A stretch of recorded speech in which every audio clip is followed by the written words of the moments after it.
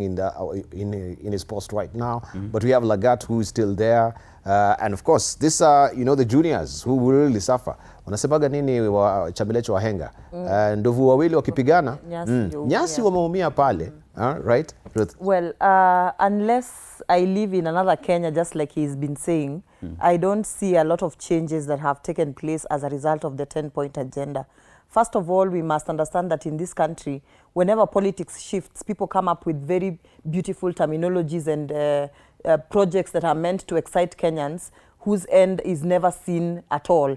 We see coalitions coming up, we see big beautiful projects, BBIs, the likes of BBIs coming up, Punguza Mzigo, which in my opinion, to a great extent, are just beautiful terminologies that take us nowhere, because the Kenyan constitution is one of the constitutions across the world that have been heralded to capture a country's aspirations to its full capacity, such that you don't need really many changes per se. You just need to implement the constitution as it is. And I was very keen to listen to Wakili here speaking. And one of the things that most Kenyans are actually containing about this particular 10-point agenda, I've not heard him talk about it, the creation of the leader of opposition position and prime minister position. And that's what Kenyans have been objecting when it comes to the 10-point agenda, when it comes to the the 10-point agenda that brought together UDA and ODM. And by the way, just like he said it rightly, this was just a document that was paving way for ODM to get into government. They needed to have a justification for why they were going to government, because at the point at which they were going to government,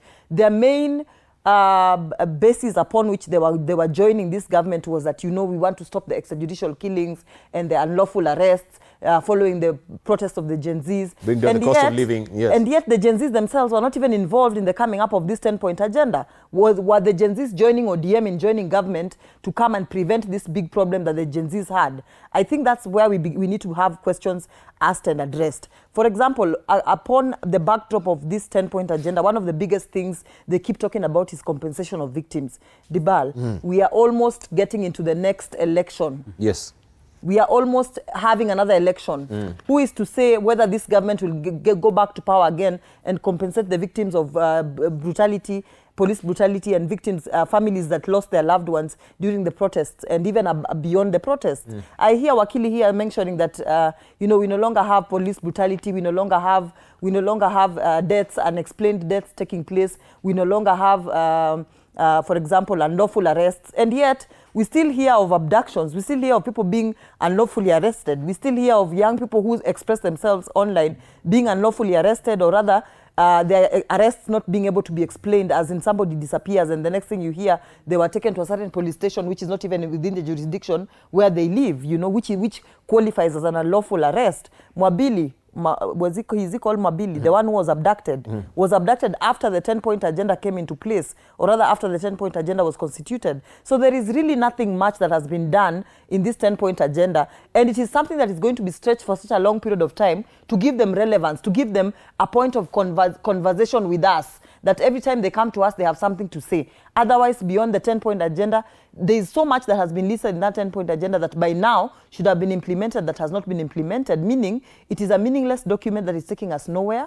It is a document that is supposed to give politicians a lifeline up until 2027, and I can guarantee you this compensation of victims, we will get to 2027, we will vote, and no victim will have been compensated by that particular time. But they will argue that that particular process has been challenged by and checked by the legal challenges. But they understand. We had the committee, people have moved to court, and they are asking for the legality of this particular committee at the end of the day. Do you understand that sometimes government can create technicalities just to have a storyline to carry on the day? Because they understand the channels. So are you questioning the sincerity of it? I am challenging the sincerity of it, because they understand the channels through which, if they wanted to compensate the victims, they would have done so. So sometimes you create a technicality so that later on, at the end of the day, you have a story to tell and tell people, you see, we tried, but we were challenged by the legal systems. We tried, but this and this happened. This government carries us for fools, by the way. Let me tell you something. Sometimes there's a lot they do that they know very well that these are the right channels to pursue, these are the right platforms to pursue, but because we want to have a story to tell as to why we have not performed, let us pursue a channel that we know very well is not legally anchored in law. Unless the president does not have advisors, and he needs to tell us, because why is it that everything they pursue, if it is compensation of victims, why is it that every other good thing they claim to pursue is usually challenged by law? Is it that they don't have the right legal advisors? Because we've had previous governments implementing things and they never really used to face legal hurdles like this government is facing. So is it that they don't have proper legal advisors, or what is it? Is it a storyline? Is it manufactured incompetence where you say, you know very well that you know that you're pushing a certain level of incompetence and you are aware of it because you know it will give you a story to tell when things don't work out? Right. I think a good point. Could you hang on, just maybe get some feedback there from our viewers as well, so that we can just pick up from where Ruth has left. And yes, we, of course, are looking at the NADCO report that will be presented today, and we're wondering also where is the youthful voices with this particular document that has been a bit very contentious. And there you have it, as the NADCO report is set to be presented today in a joint UDA-ODM parliamentary meeting. Do ordinary Kenyans, especially the youth, really understand what it contains and how it will impact them? That's a probing question. Let's just get some feedback there. I will walk over to my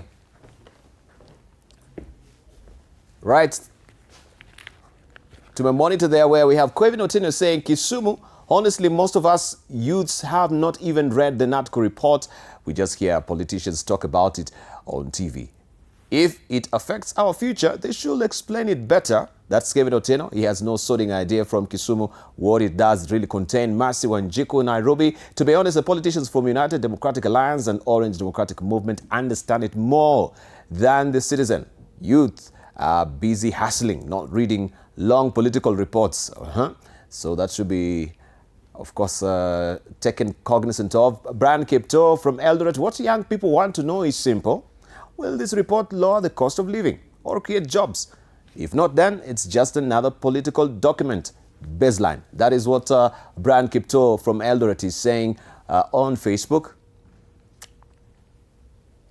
All right, let's see what also Faith Naliaka from Bungoma. The government should simplify the NADCO report and explain it in public forums. Right now, it feels like a deal between politicians.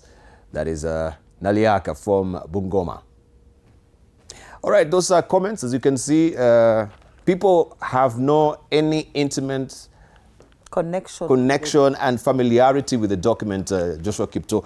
The NADCO committee or implementation oversight committee, have they been doing any